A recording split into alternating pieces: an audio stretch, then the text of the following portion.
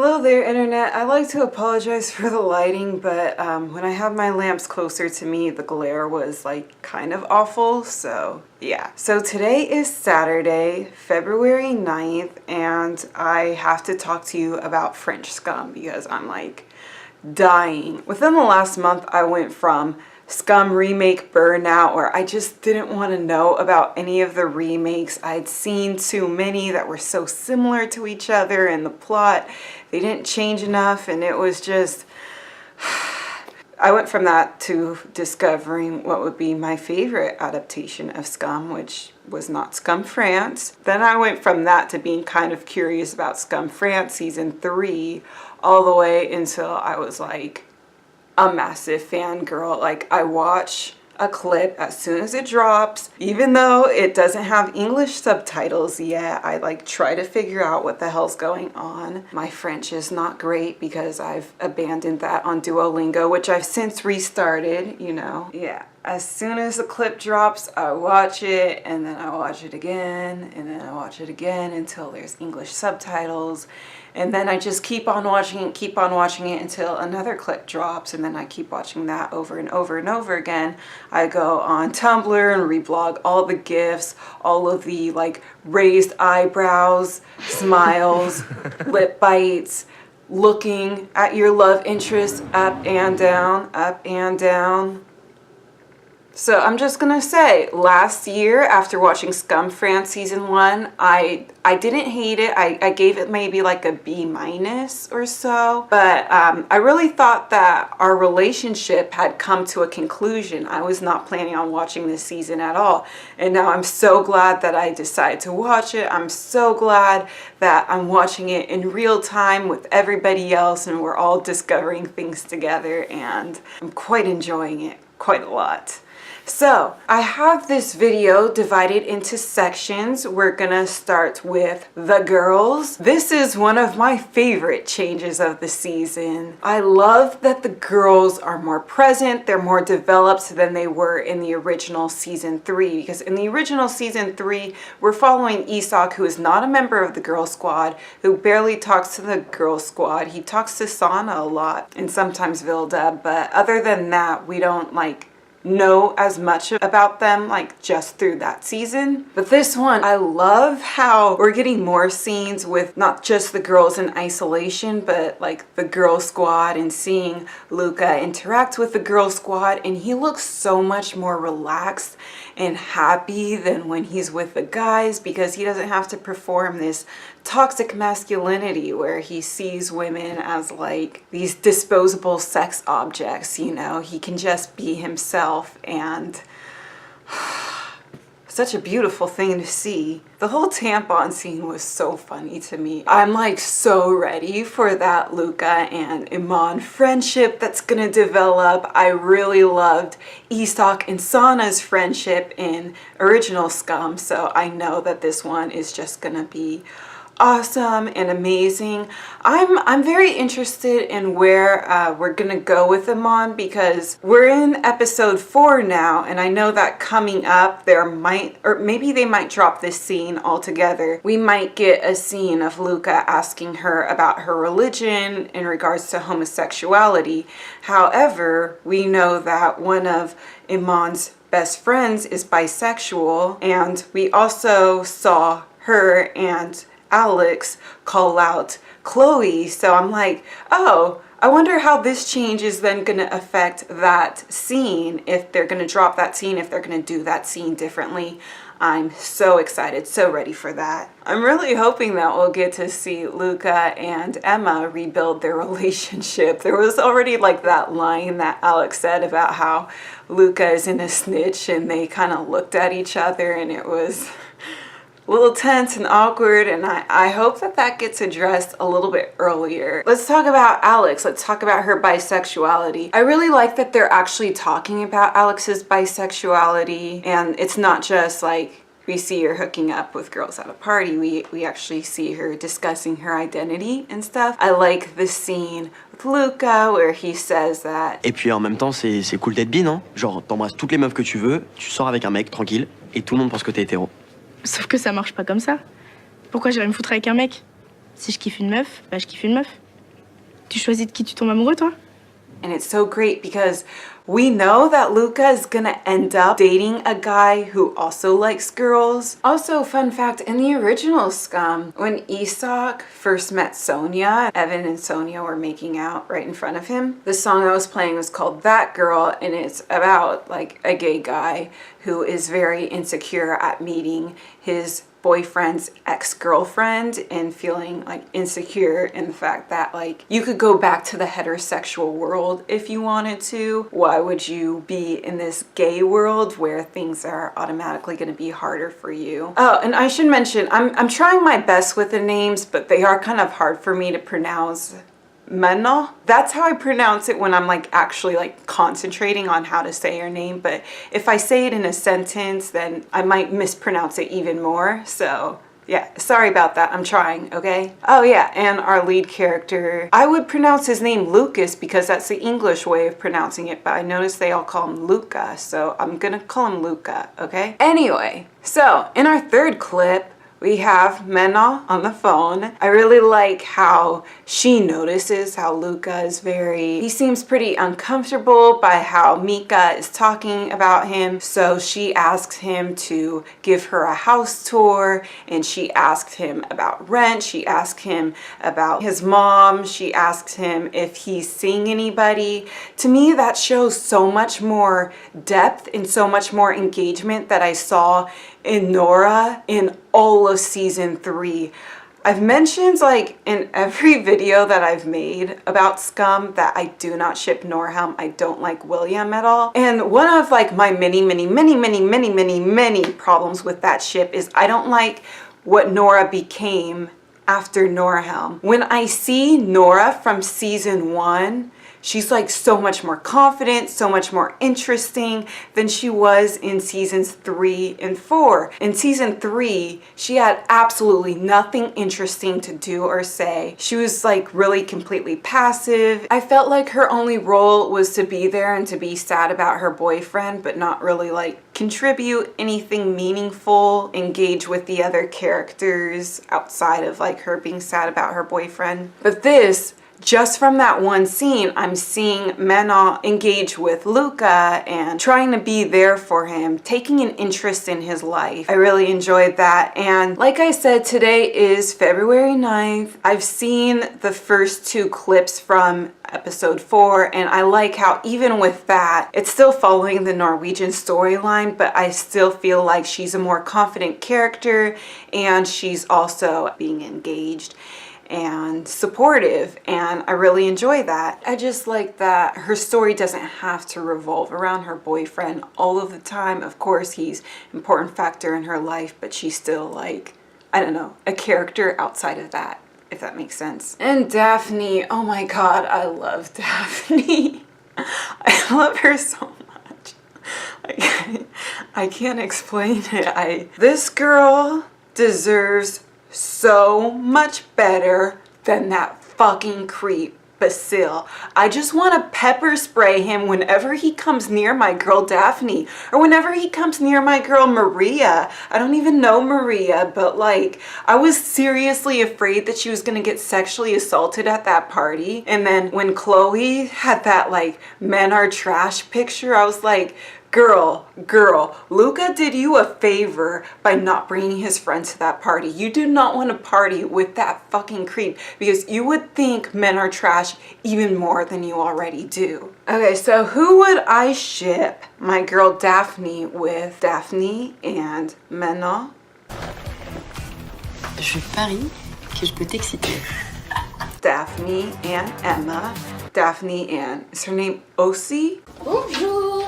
Pour moi, c'est Océane. Tu peux m'appeler Océ parce que tout le monde ici m'appelle Océ. The girl who invited Emma to that party in season 1, I think that they would be great together, like a great power lesbian couple. Daphne and Chloe, like problem solved. I actually kind of like Chloe. I think she's really cute, and we'll talk about Chloe later on in this video, by the way. If we're gonna ship Daphne with a guy, Daphne and the guy with the cute glasses, Arthur. Okay, so let's transition to our next topic at hand, which is the guys. So we talked about Arthur. He doesn't have a lot of lines, but he sure does make the most of them. And even when he doesn't have lines, just seeing him in the background, golden. I love him. I love him.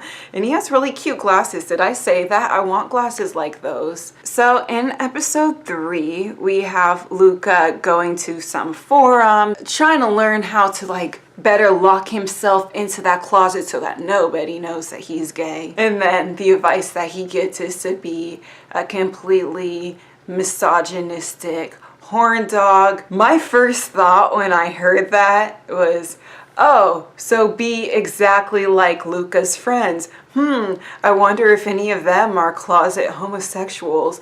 But I just thought that as a joke, right? I go about my day, I go about working, I come home, I go on the internet, and people are pointing out how this guy's username is very similar to Arthur's username on Instagram, and how Arthur says things that the person said in the forum, and like, oh my god, what if he's gay? And that is a plot twist I can fucking get behind. So what if like Daphne and Arthur hook up, then they both come out of the closet? I can get behind that, but I cannot get behind Daphne possibly hooking up with Basile because I know it might happen because he's like the Magnus equivalent.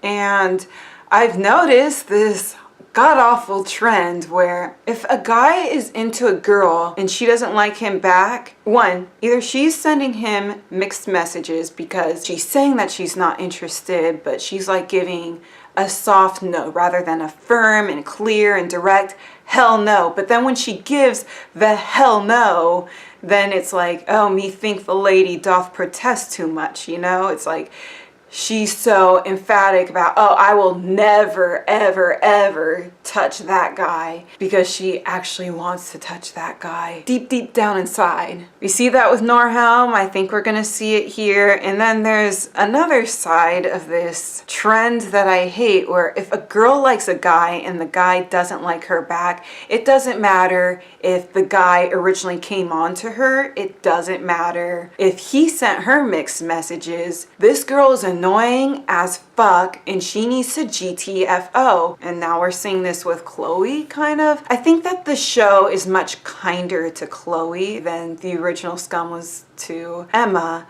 but I do still see people hate on her because she's like the female obstacle to this gay ship, and I really hate when people are so quick to hate on this female character without like considering from her point of view that she doesn't know that Luca only came on to her because his friends were right there. They were pressuring him to find some girl attractive. He felt that he had to act in a certain way in order to fit in. And I want to say, like, this pressure for guys to be like misogynistic horn dogs who see women as these disposable sex objects, I'm sure that's distressing for all of the gay guys out there, or even all of the straight guys who might not be ready or interested in sex all of the time. Maybe they have other interests they want to pursue sometimes.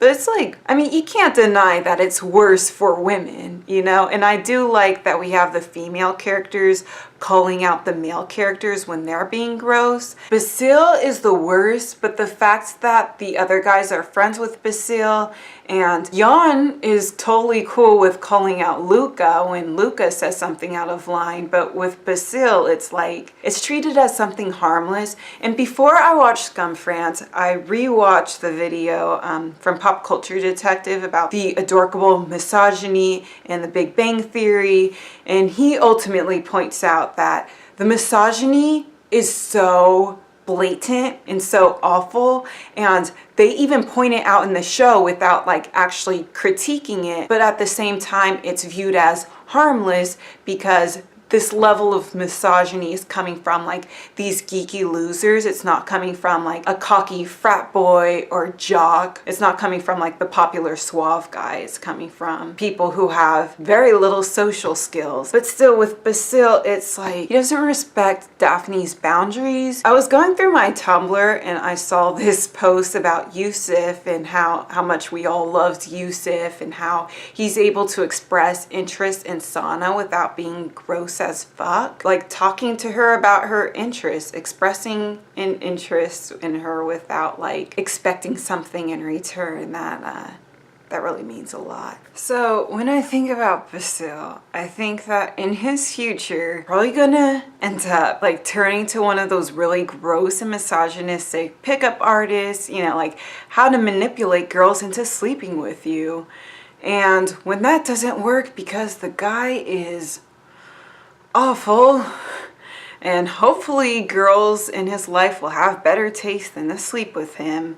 He's probably gonna like, if he has not already, I would not be surprised if he has not already done this, end up really hating women and feeling that women are these like hyper selective sluts who only want to sleep with chads like Alex, and then he'll find some incel forum and live on there. That's the future that I'm envisioning for him. And I don't want that future to involve my girl Daphne. I just don't. Oh yeah, also in episode 5 of the original Skam, Eliott fights with Mari. I saw a comment on the Skam France channel saying, oh, I hope that his fights with Basile because he is a lot worse, and I agree. If Luca fights with Arthur and fucks up Arthur's cute glasses, we are not gonna be okay. But if he fights with Basile, I am 100% in support of that. Absolutely, go ahead. You have my blessing. So on to our next topic, which is the fucking relationship. I feel like Eliott and Luca, they're like this completely different couple who just happen to have almost exact same plot as Eliott and Evan, but completely different characters, relationship dynamics. With Eliott and Evan, you know that like Eliott is under Evan's spell. You know the effect that Evan has on Eliott, but you're not really sure where Evan stands in all of that. You don't know like if he feels the same way. He's like very much the one in the lead of that relationship, and we don't know how much he cares or if he cares at all until later on in the season. Whereas with this, we have the teaser trailer from Eliott's perspective where it shows like how he sees Luca for the first time and how he's just as smitten as Luca eventually is with him.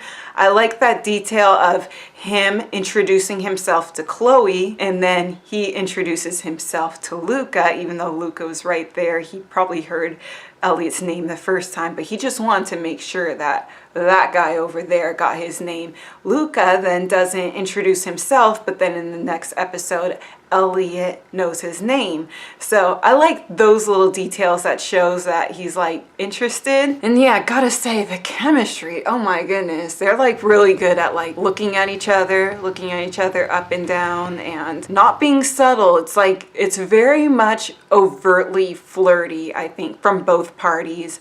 I like that Luca is the one to approach Eliott first. He serenades him with a song called I Love You. The fucking hair, but he didn't actually fix his hair. He just did that as an excuse to touch his hair. There was still hair sticking up that Eliott hadn't addressed, and just the looks on both of their faces. These two characters are both much more direct, and I'm living for it. I absolutely love it. I like the scene in episode 2 when as soon as he sees Eliott, he grabs his shit and runs. And even as his friends are talking to him, he's like, where is he? Where's the hot guy? Where did he go? As opposed to original Eliott, I did really like the slow motion walk where he's just like completely tuning Vilda out and checking out Evan. The almost kiss that happened yesterday. Okay, so a couple of things. I mentioned before that I really liked that it was Alex and Amon who called out Chloe about her generalization about gay guys. I think that in the original Scum, that functioned as one of the clues to Evan's sexuality. There were a few clues about Evan's sexuality, one of them being how much he liked to talk about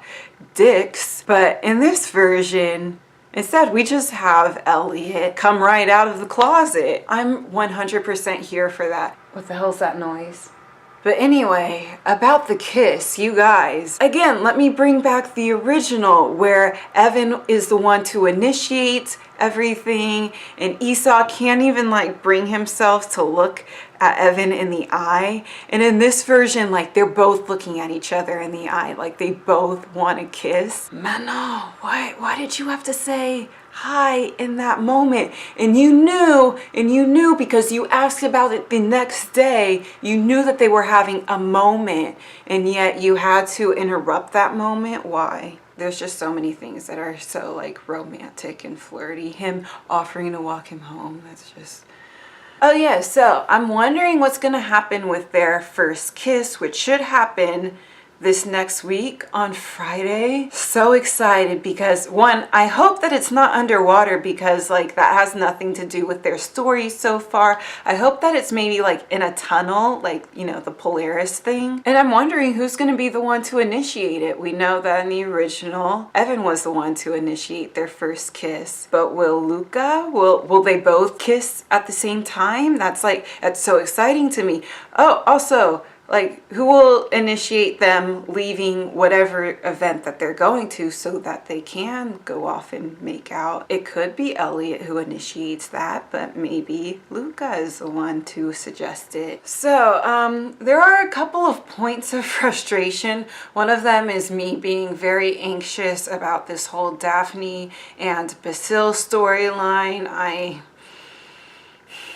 But it's also like, waiting the whole week for Eliott and Luca to talk. When they do get to talk and hang out, like those scenes do not disappoint.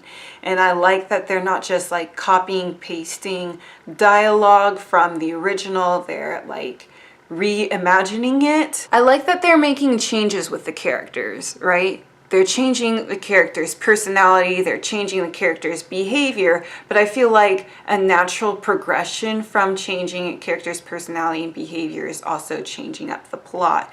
And I really want to see the plot change up a lot more than it is. I heard rumors that Eliott might join the boy squad. He hasn't yet. And I also heard that they're changing like 45 or 50% of the story in season 3, and they made the girls a more present part of the story, which I absolutely love. You still have a general idea of like when is the next clip gonna drop, what information is going to be revealed in that clip, and you have like a general idea of how that information is going to be revealed and like where the story goes from there. It can be kind of frustrating because there are so many other remakes, even though this is the second one to remake this story. But I feel like every time they change something, I just see so much potential for the story to go in so many different directions. You're in a room with like all of these different doors and you're wondering, oh, what's behind that door? What's behind that door? I wonder if we'll ever find out. And they're like, nope, those doors are locked shut. Instead, we're going to go through the same door the original went through. So that can be a little bit frustrating. Again, I like that they changed the characters' personalities, developed them differently within the confines of like them following the same plot. But the plot itself hasn't changed substantially. And I'm hoping that it might, but we'll see. But so far, I am really enjoying the ride. I'm really enjoying the characters. And I feel like after Friday, after seeing Eliott and Luca interact and hang out, then I'm just on a high and I'm so excited for what might come next. And then as the week goes on, it's like that kind of dips down when I see the storyline following that very familiar path instead of like branching out a bit more. So we'll see if like my mood is gonna stay like up here throughout the season or if it's gonna like... Very much enjoying Scum France. I'm Gonna keep up with doing French on Duolingo. I have quite a streak on Duolingo, but I've mostly been using it to practice my Spanish instead of French because French is just impossible for me. Tell me what you think of Skam France. Are you excited for this season? What do you think of the girls? My girls. I love my girls. I love my girls so much. The boys. We'll talk about them some more in the videos to come, okay? I'm sure that in a few weeks I'll probably make another video on Skam France because I have so much to say, but for now I'm done. I learned my lesson last time. It turns out that at most the end screen can only be 20 seconds long, so I'm not gonna do a 1 minute long end screen bit this time, okay?